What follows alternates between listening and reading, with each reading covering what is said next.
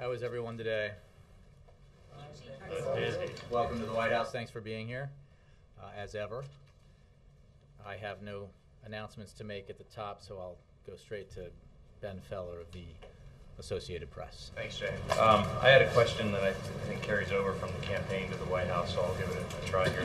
The campaign said today in a call that Governor Romney has either misrepresented himself on these SEC filings and committed a felony, or if not, he's not being honest with the American people about when he left Maine.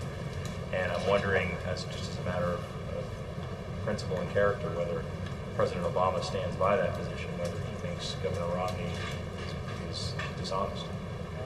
Well, I would say a couple of things. One, the campaign, I think, did address this, so this is a campaign-specific question, and I would direct most of your inquiries to the campaign. The President feels very strongly that we need to take action in Washington to reward companies that insource, that bring jobs back to the United States, that build industries here in the United States, and to eliminate incentives that exist in our tax code that incentives to companies to outsource, to move jobs overseas. That's his position, and his record, his commitment is demonstrated throughout his presidency to this general principle. There's been some discussion about the Recovery Act, and the entire purpose of the Recovery Act was to grow the American economy and grow American jobs here at home, and that's what it did. It's widely recognized to have broken the back of the recession, to have reversed a situation where we were losing jobs at a rate of 750,000 per month, to one where we've created over 4.2 million private sector jobs. The Recovery Act alone is viewed by outside economists as having saved or created over 3 million jobs. And it was one of the principles. The Recovery Act had many components, but one was to provide direct relief to states to stop the hemorrhaging of jobs in areas like public schools and police and fire departments. Another was to give the middle class a tax cut to help it weather this terrible recession. And another was to make some long-term investments in industries that would help the economy grow in the future, and that includes in the clean energy industry. And one of the successes of the Recovery Act was getting companies that had the choice of building facilities in China or India or Europe or the United States to make the choice to build in the United States. And there's example after example of that. The advanced battery industry is a good one.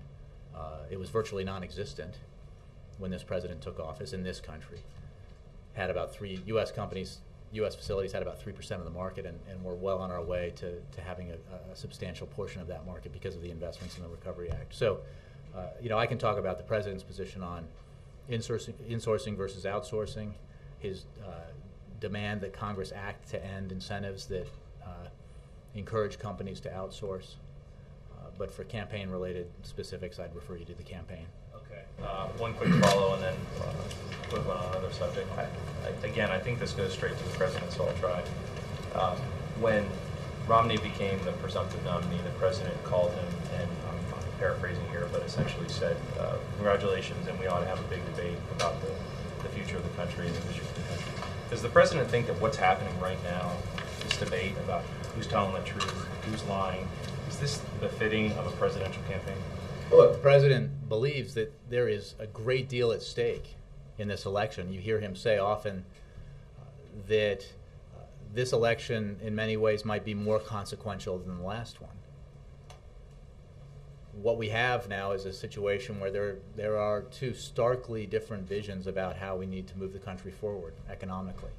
He remarks, and I think it is remarkable as somebody who covered it, that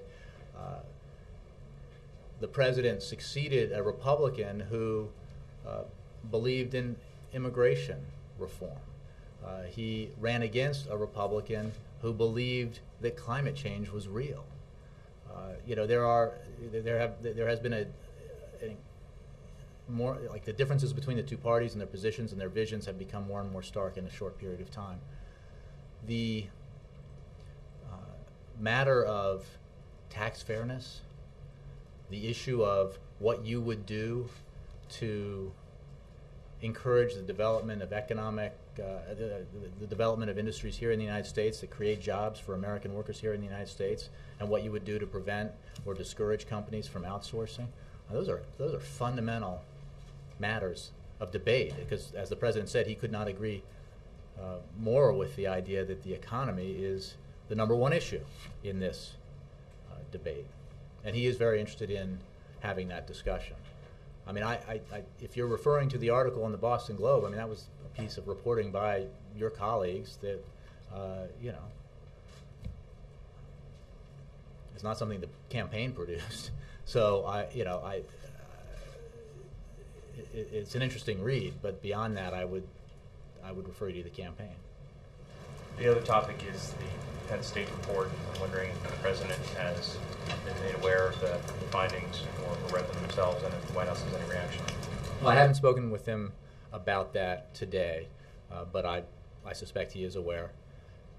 He addressed this not long ago, and I think he made an observation that I know he feels deeply, which is that what happened at Penn State is a reminder that individuals and institutions have grave responsibilities to make sure that our children are taken care of and protected.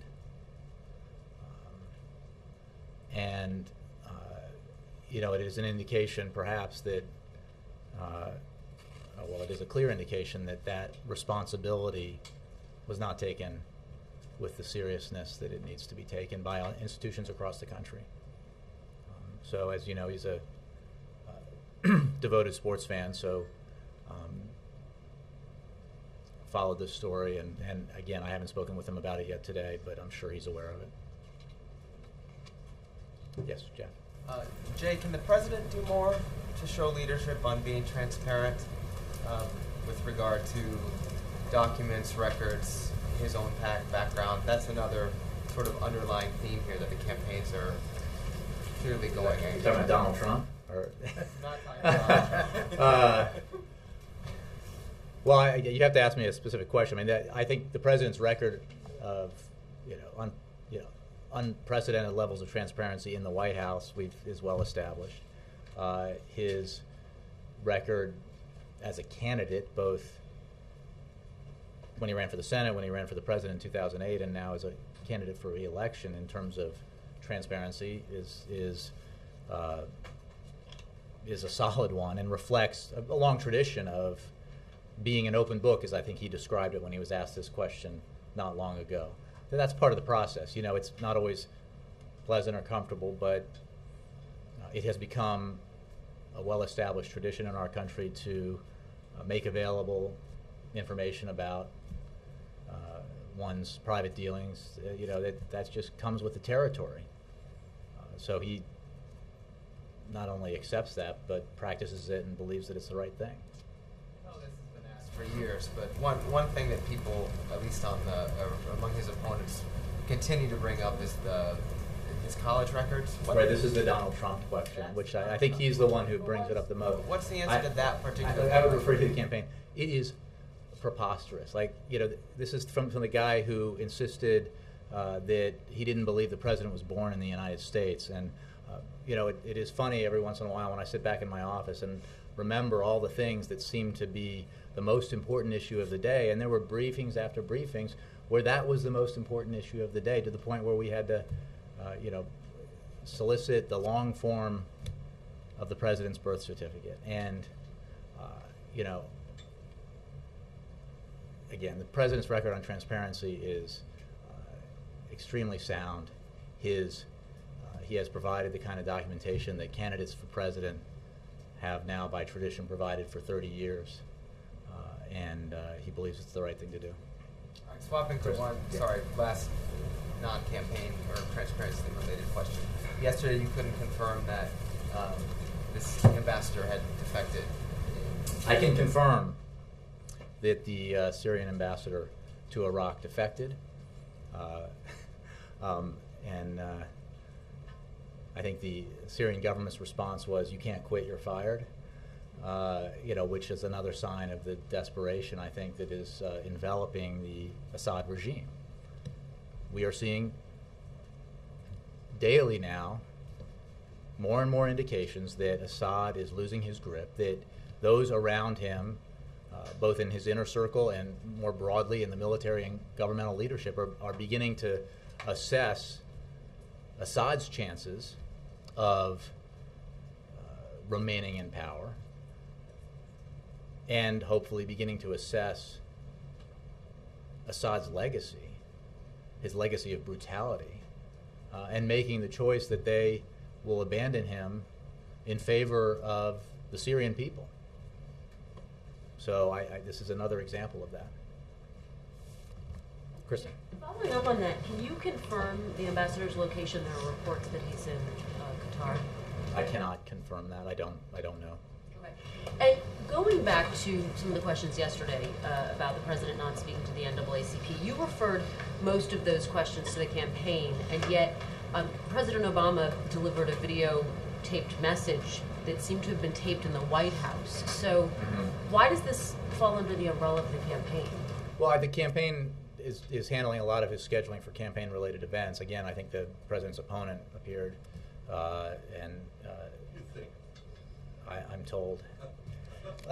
The president films a lot of videos. I haven't seen this one, but to events that he cannot attend or is not able to attend for scheduling reasons or whatever reason. So I'll have to get back to you. I'm not even sure what room he filmed it in. So. Do you know when he filmed it, and was it because there were a lot of questions about? Absolutely not. I can't remember exactly when he filmed it. I'm sure it was recently. He as you know, films his weekly address and other video messages every week, and it is absolutely routine when he does not or is not able to attend an event, but wants to be able to send a message, that he will videotape that message and provide it to the convention or conference or gathering in his stead. So why not announce yesterday, when you got all of these questions about it, that he would be delivering a video taped address? I think you're reading something into this that there isn't. The issue was, would he attend and why didn't he attend? He provides a video as a matter of routine to events that he doesn't attend. And just following up also on the discussion about the sequester, you said yesterday that the OMB is developing an analysis in case the sequester should be put in place. Can you give us a sense of where specifically they are in that analysis? And at what point do they begin to contact other departments? I don't have a date specific for that. Obviously, you know, the sequester is written not to take effect until the beginning of next year, as I understand it. But as we have made clear, should it get to the point where Congress has failed to do its job, as dictated by Congress, and the sequester may take effect, OMB and DOD and the various agencies will be ready.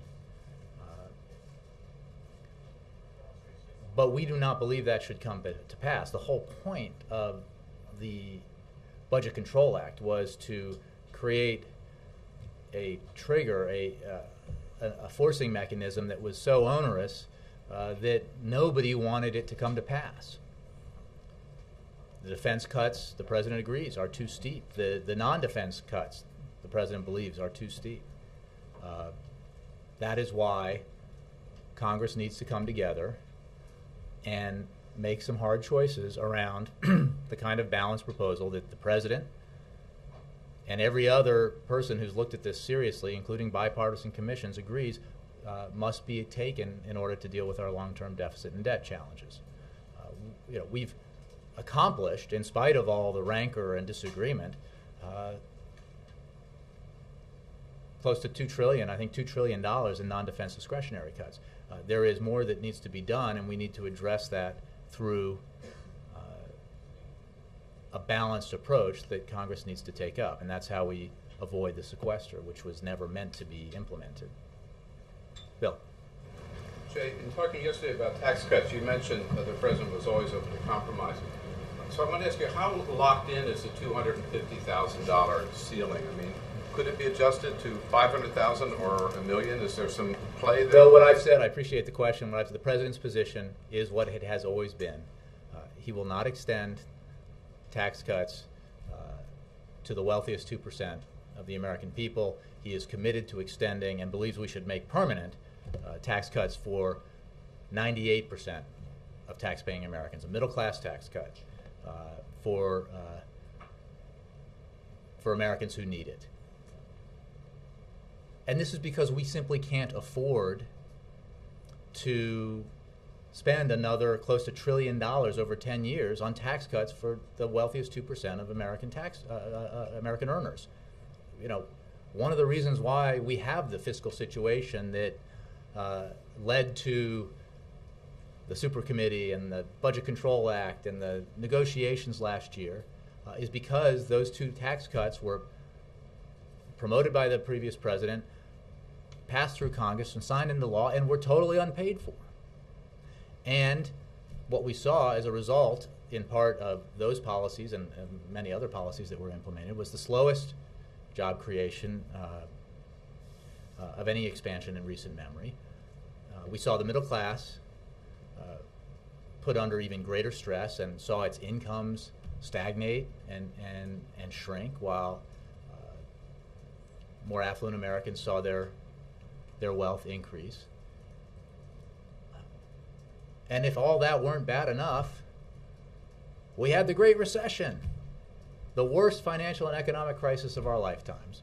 So, you know, it's not that hard to deduce that we shouldn't do that again.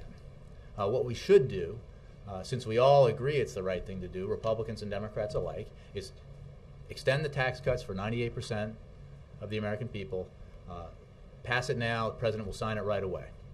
And then we can continue to debate whether or not the right economic policy, the right policy to improve job creation, to improve economic growth in our country, is to give more tax cuts to the wealthiest Americans. And I understand that there are people in Washington who believe that is the right policy. There are candidates for office who believe that is the right policy, that is the ticket, that is the key to future economic growth. And that is a debate we should have. But we should not hold 98% of American taxpayers hostage. We should not say, you know, you're going to get a tax hike unless the wealthiest 2% get a tax cut. We should all agree on the idea that 98% of American taxpayers should get a tax cut, get that security and certainty, and then debate the issue of tax cuts for the wealthy. As you know, there are supporters of the president, Democratic leaders, who think who calculated they could go up to $1 million and still have sufficient revenue to do it. The president firmly believes that we cannot afford to extend tax cuts over $250,000. He's made his position clear. I think you've seen broad support from Democrats for the president's position, and we certainly hope to see the Senate given the opportunity to vote on that proposal in the near future. Yes, Ann. Thanks. Was the president serious on Monday when he said, challenged Congress for an immediate vote on this? Because yesterday in the Senate, twice during floor action, that was proposed so long as they voted on something else as well, a different version as well. And both times it was, did the president discuss that with the president was deadly serious, and as I said yesterday, and as I think if you dig into it, you'll recognize what was proposed in a gimmick by Senator Hatch was not the president's proposal. In fact, it left out the extension of the American Opportunity Tax Credit and other tax provisions that would have resulted, if that were passed, in a tax hike for 18 or 25 million American families. So that was a gimmick. The Senate is in the process of considering very important tax relief for small businesses that the president has initiated and supports. And there will be a vote, we hope, on the president's proposal, which includes all the middle-class tax cuts that were part of the president's plan. And he believes that there will be strong support from the Democratic Party for that, and that there should be 100% support in the Senate, because, I don't know, go to their websites. Doesn't everybody in the Republican Party support tax cuts for the middle class? And if so, they should vote for it. On the NAACP speech, the Vice President's office says that was a political appearance of his today. And I assume that the president's video was a political one at all. If you would, I have to. Like, I check. promise I haven't seen it, as I was just asked about this, but It looked like a radio. I think we were weekend referring news. to the campaign on this because this is a campaign. My it was question a is campaign this: question. the vice Yeah. president used the official presidential seal on his podium, as the president did on Friday at Carnegie Mellon, using the presidential seal at what was clearly announced as a campaign. Is he changing the policy now? Is he going to start using the presidential You've seal? covered a number of presidents, Ann, and you will find that many presidents running for re-election have, when they stand in front of that particular podium, use the presidential seal. It's government. That podium is government property. We don't hang campaign signs on it. We use the presidential seal. And in almost every one of President Obama's campaign appearances during this cycle, he has not. I think if you look at, again, we can have this discussion in more detail, but if you pay close attention to it and you look at the podium, you'll recognize that when that podium is used, that we use the presidential seal. Anybody in the front? Margaret. I'm going to have to come up with another question since Bill Press took mine. But Mine. I'll give you a little time. While you okay, no, it's okay. I got it. Number one, should we expect some Iran sanctions to be coming today? And since we're here now and they haven't yet, can you tell us, if so, what they are? And also, can you talk to us a little bit about tomorrow's trip and any travel next week in terms of what he wants to accomplish from a policy perspective as well as the politics of the travel? I have no announcements to make on sanctions. I can tell you that we have seen that the actions taken by this administration, and with a great deal of unanimity around the world in isolating and pressuring Iran, have had an impact, an economic impact on the regime in Tehran, which the leaders there have themselves acknowledged and spoken about. And we will continue to put pressure, working unilaterally and with our partners on the Iranian regime until they make the right choice, which is to abide by their obligations to the United Nations, to the international community, with regards to their nuclear ambitions. I believe that the upcoming travel that you're referring to is campaign travel, but I think the point you make is a good one, which is that the president has been and will continue to talk about, as well as his broader message that the campaign can discuss with you in more detail, some very specific things that have to do with what Congress can do now, what we can do now to help the American economy grow and create jobs. And that, I think, begins with what we've been discussing already today, which is the need to have Congress extend the middle class tax cuts. You know, I think I mentioned yesterday, people, isn't that just a political issue because the Republicans aren't going to go along with it? Republicans are complaining that you're trying to beat them over the head with this by supporting middle class tax cuts. You know, my answer to that is, if that is what you fear, then take the opportunity away from him by extending the middle class tax cuts. That's what he wants. He thinks it's right for the economy. He thinks it's right for the middle class, and would not be happier to sign that bill right away if the opportunity presented itself. Quick follow-up. Since it's turning into that season where so many days now he'll be on the road, and many of these days will be almost entirely campaign days for schedule purposes, how have you guys broken out how he manages the time that he needs for policy stuff? I mean, there's obviously, you can do all that stuff. There's communication on the plane, but the foreign leader calls, the briefings on actual issues and what's going on. How have you scheduled time into those days for him to do that? Well, that's a good question, and it's obviously one that every incumbent president must confront if he or she is running for re-election, as this president is. We, as previous presidents have, benefited from the sophistication of the operations here in the White House that provide the kinds of communication capabilities that a president requires when he or she travels, and that allows for the kind of instantaneous communications needs that a president has on the road.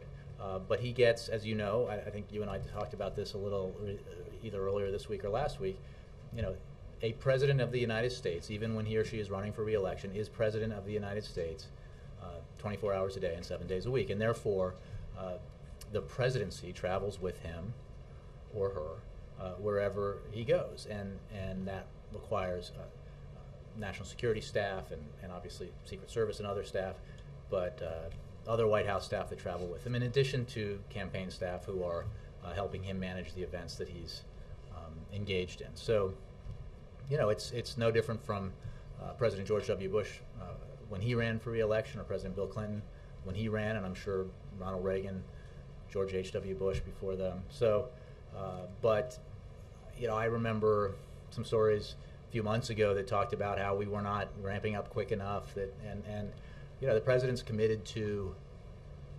When I say we, I mean that the campaign was not ramping up quick enough, and the president's first commitment is to his responsibilities in office, and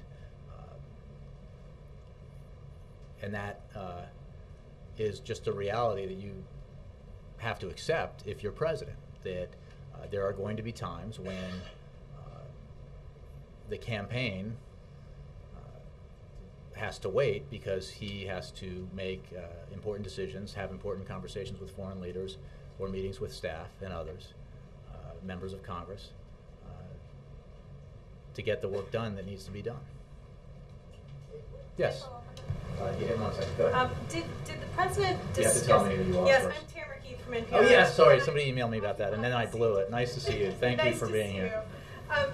Did the president, when meeting with the congressional leaders yesterday, discuss any sort of a timeline for a vote on the middle class tax cut proposal? Well, I think we provided a readout. I don't have a date specific for you. They discussed a number of issues, including the middle class tax cut, other items on the congressional agenda, actions that Congress can take to help small businesses, actions that Congress can take to put construction workers and teachers back to work. But I don't have a specific date for you. The criticism I tend to leave Senate scheduling up to the majority leader. Absolutely. The criticism is that there isn't even language yet, and I don't know. I don't think it's that complicated. President wants to extend the so-called Bush tax cuts as well as the other middle-class tax cuts that the president put into place for a year. And these tax cuts go to 98% of American taxpayers. He does not support and does not believe we can afford extending tax cuts for the top 2% in this country. And that is his position. And I'm sure there will be an opportunity for the Senate to vote on that, as Majority Leader Reid has said. But I will leave it to him to announce when that's going to happen. Laura. Following up on Margaret's line of questioning, I have no doubt that when there are urgent priorities and in his job as president, he makes the time to make that happen. But when he gets to the point where he's campaigning, almost every day on the road, what goes? I mean, there's only so many hours in the day, and he does still have to sleep. So what is it that he has been doing all along that he won't have time for when he's in intense campaign mode? Well, I think as you might expect, and you have seen in previous administrations, that there is less foreign travel in a campaign re-election year. Foreign travel tends to take up a great deal of time. It's very important. This president has traveled widely in pursuit of American interests around the globe. But it is certainly the case that there will, I'm sure, be fewer days out of the country this year for the president than in previous years. I think that's a result of the reality of a campaign year. But other than that, I think that there really is the opportunity between the days he's here and his capabilities when he's traveling, the opportunity to get the briefings he needs, have the interactions with foreign leaders that he needs and congressional leaders that he needs. And as I mentioned before, there will be times, I'm sure, when a planned stop on a campaign for a campaign event has to be delayed or postponed or canceled because of some pressing business of the presidency, and that's just how it is. And but it's not nothing to complain about, right? I mean, he's running for re-election, and that's part of the process. Mark. Jay, on the seal, can you say why there was a change of policy in using the seal on lecterns at political events? Your predecessor made it clear during the midterms that President Obama would not use the seal at purely political events. Again, Mark, I would just refer you to past practice of previous presidents. When this president is at campaign events that involve raising funds for the campaign, he uses campaign, depending on the event, whether there's a podium or not. In this case, as has been the practice of his predecessors running for re-election, there are times when it's entirely, it is certainly in keeping with past precedent and appropriate to have the presidential seal on the podium behind which he is standing, because he is actually the President of the United States. Well, I'm not saying you shouldn't use it. I'm just saying that 2 years ago you said one thing and now you're saying another. Well, yeah, I don't know that comment specifically, but I can tell you that this is in keeping with past precedent, and I would point you to photographs of previous presidents running for re-election, Oh, yeah. and you understand that, right, Brianna? You seem doubtful, but I can find the photos for you. But It's a change for you now. This is the first, as far as we know, the first campaign event President Obama's done all year. At Carnegie Mellon, he used the seal. On a podium he uses all the time. I think I've addressed this in detail, but let me get to Brianna. Thanks, Jay. Did the president watch Vice President Biden's address to the NAACP? And I think he was in meetings. I don't. He doesn't have a TV in the Oval, so. And was it the CBS interview? Is that why he couldn't go? The scheduling conflict? Hasn't happened yet. But I mean, preparation for it or something. Is that hasn't happened Did yet. that? So none of that figured into it. Happens. So what? I mean, what was it? What was the scheduling? He has meetings all the time. I can't. I don't know who he was meeting. He has presidential daily briefing. He does. As much as he would like to, he doesn't get to watch often me at the podium, or well, maybe he wouldn't like that, but or members of his administration, cabinet members speak. So I can't guarantee you he didn't watch it because I wasn't in whatever meeting he was in, but I'm pretty confident he didn't. And on the tax cuts, the president has said that he would veto an across-the-board extension. Would he veto anything over the $250,000 threshold? This is the reincarnation of you from yesterday and Bill from today. He does not believe, and it is not his position, that we should extend tax cuts beyond the 98% who fall under the 250,000. He will veto, as I've said and he has said, any extension of the high-end Bush tax cuts. Again, across the board it is a piece of. There are no proposals for that, because then we could go. Well, what about 251,000 or 332 or 723? His position is 200. Look, and there's a reason for it, right? I mean, I think that's generous in terms of the definition of middle class, right? I mean, it's certainly 250,000. Hold on. There's only 2% of American earners who make more than that. First of all, that 2% accounts for, in the Bush tax cuts, nearly $1 trillion over 10 years. $1 trillion that we cannot afford as we try to get our fiscal house in order. Two, it is important because sometimes when the questions are asked and this policy is explained, it is important to remember that everybody under this proposal gets a tax cut on their first $250,000 in earnings. So maybe some TV folks here, I don't know, will make more than that. You'll get, if you make $500,000, you get a tax cut. You get a tax cut on your first $250,000 of income. It's not that if you're one of the wealthiest Americans, you don't get any tax cut. I'm not asking about that. No, I know. But I wanted to take this down, opportunity to explain that every tax-paying American gets a benefit from this extension. When you lay down the gauntlet on the across the board, and then you won't say veto, you just say that's his position. You're not saying veto. It just I've makes said it veto. above the $250,000 threshold.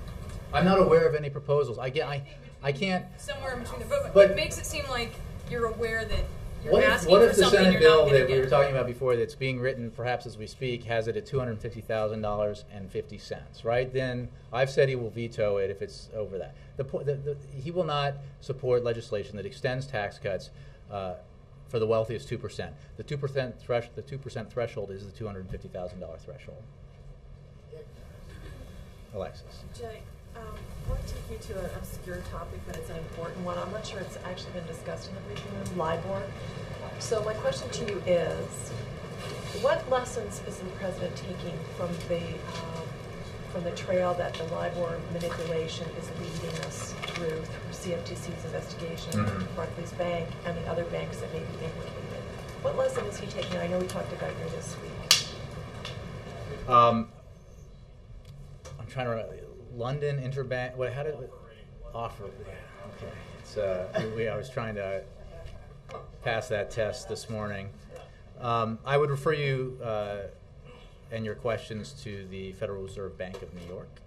I have not had this conversation with the president, so I cannot address that. I can tell you that, as I understand it, they issued a statement the other day noting that after they received reports of problems with LIBOR, they shared suggestions for reform of LIBOR. This goes to the New York Fed part of this. But in terms of the broader implications, I haven't had that conversation with him. But I think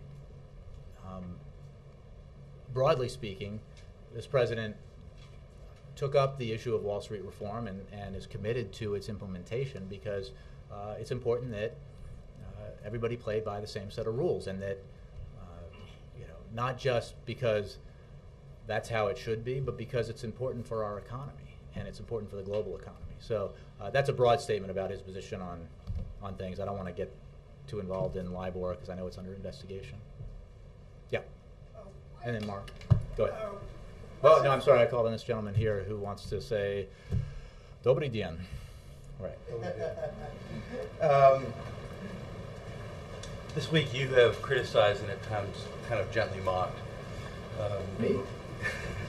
the Republicans' definition in some cases of small businesses is including hedge fund managers and wealth builders and so forth. The Republicans in turn criticize the president's claim that his tax cut plan would benefit 97% of small businesses. So here's my question. Well, let me just be clear. It's not a claim. It's been established by the Joint Tax Center. It's been well documented by outside groups. It is, in fact, we're being kind in our definition of it because I believe the JTC said it was only 2.7%. So it's really 97.3% of small businesses would fall under the even under the definition that the Republicans put forward would do not have more than $250,000 in revenue. So, to your question. Thank you. But it's not just our claim. I mean, we are citing.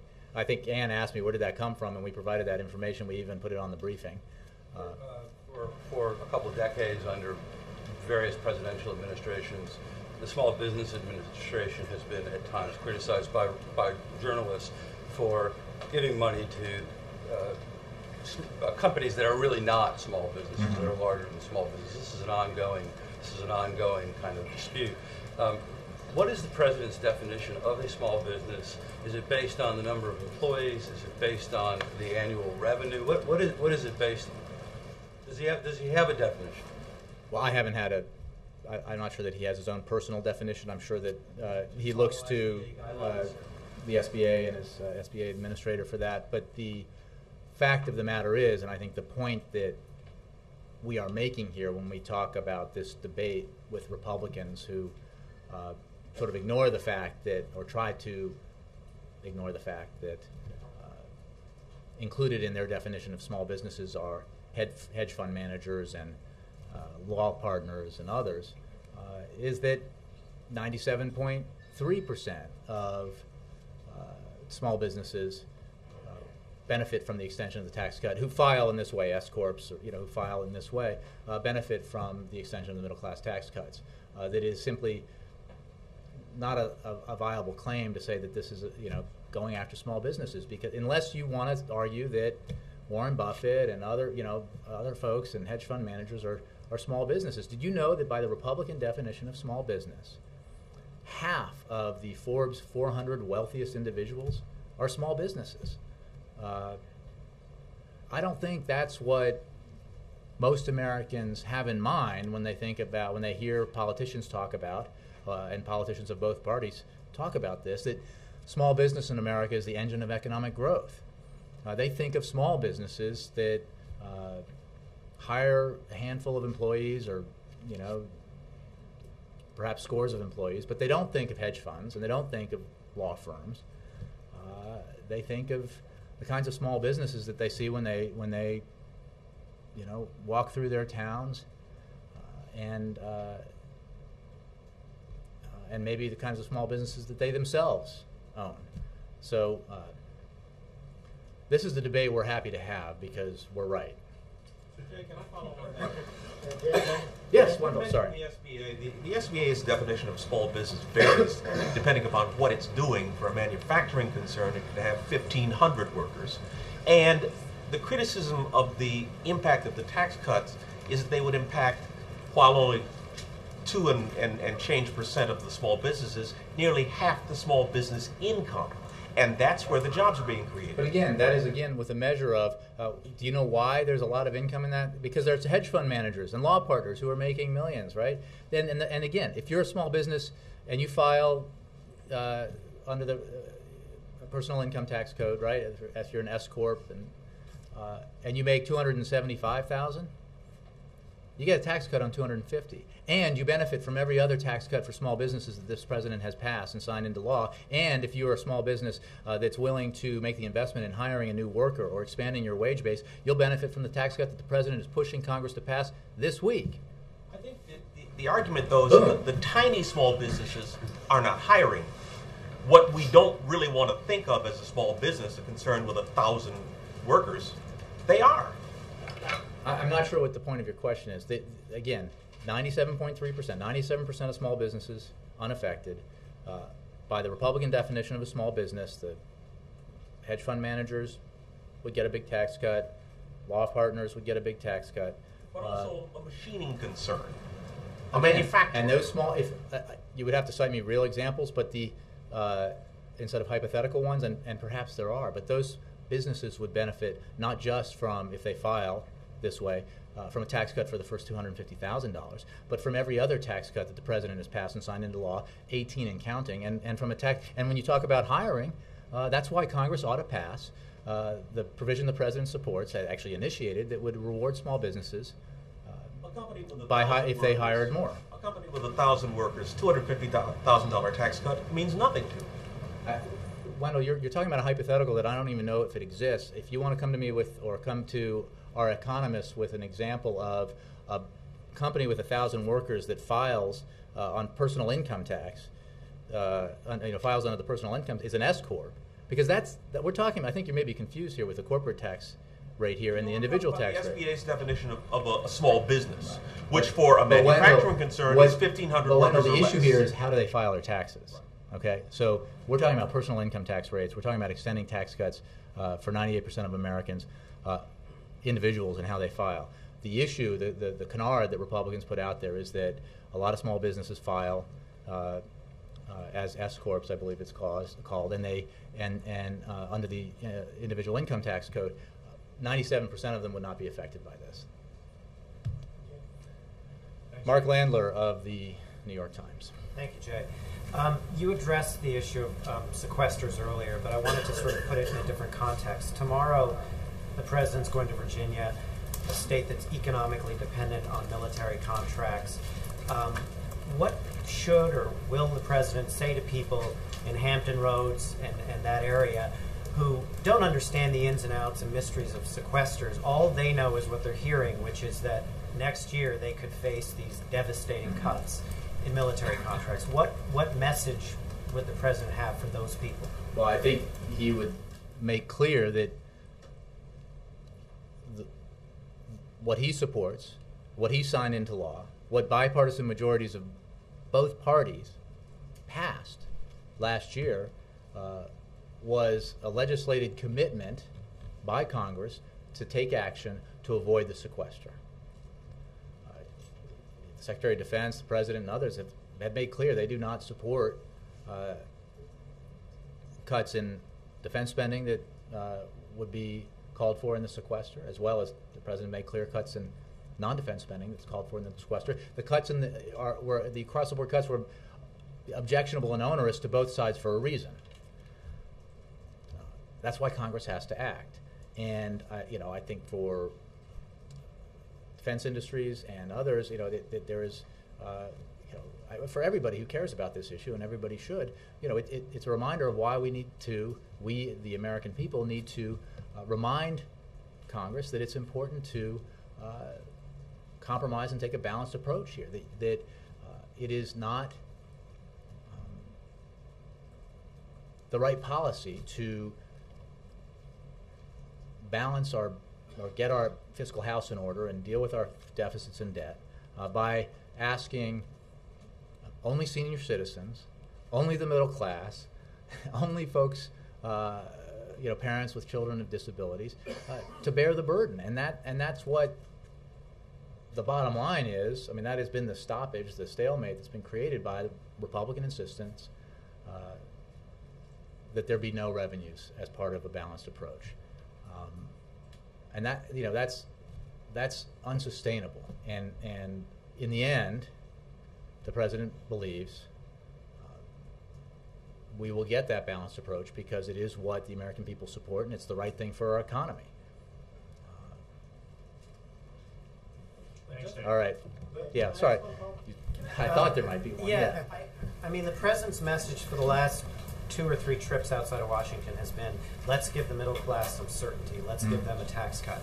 So the certainty in a time of economic uneasiness is a key part of his message. Now he's going to Virginia and saying, on the one hand, I want to give you certainty, but on the other hand, I can give you no certainty on a key component of your local economy, which is the military contracting business. Doesn't that sort of complicate his strategy? Well, he can't give certain. I mean, here's the thing. Congress passed a law, right?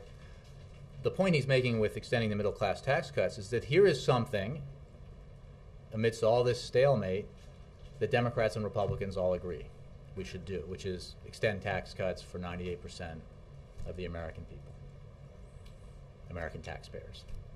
So amidst, this is the little diamond in the sand, right? That like, let's do that. We all agree on it. Let's do that, and that does create an important amount of economic certainty, not just for the recipients of that tax cut, but for the broader economy. It addresses a portion of the so-called fiscal cliff. Let's do it now. Let's continue to debate the issues where there is contention and disagreement. But it is not the answer to simply say, we didn't mean it, we, Congress, when we signed this into law. We didn't. I mean, the point is, Congress needs to make some tough choices and deal with our deficit and debt in a balanced way. And if the answer is, well, we don't really want to do that after all, then that takes away the very purpose of the sequester, which was to force Congress to make some tough calls. But he's not saying with the same urgency, let's deal with the sequester issue now, let's get this settled now before we get to January, that he's saying with the tax cuts, which, well, so are you at all worried about how that would be this received? week? I mean, the president has been talking about the urgency to deal with our deficit and debt in a balanced way, all year. And last fall, it is embodied in his several budget proposals. It's embodied. He talked about it in the State of the Union. He talked about it in his budget proposal. He talked about it all spring, winter and spring, and he'll continue to hear him talk about it. It was disappointing that the super committee didn't get its act together, that Congress didn't do the right thing. It's disappointing that an unelected person who passes out petitions seems to have more power and authority in Congress with the Republican Party than its leaders. So, but we need to break that logjam so that balanced approach is adopted to create the kind of foundation for future economic growth that the president believes we need to do. Thanks all. Sorry, it's Thursday. Yes. So I don't have a weekend. Okay.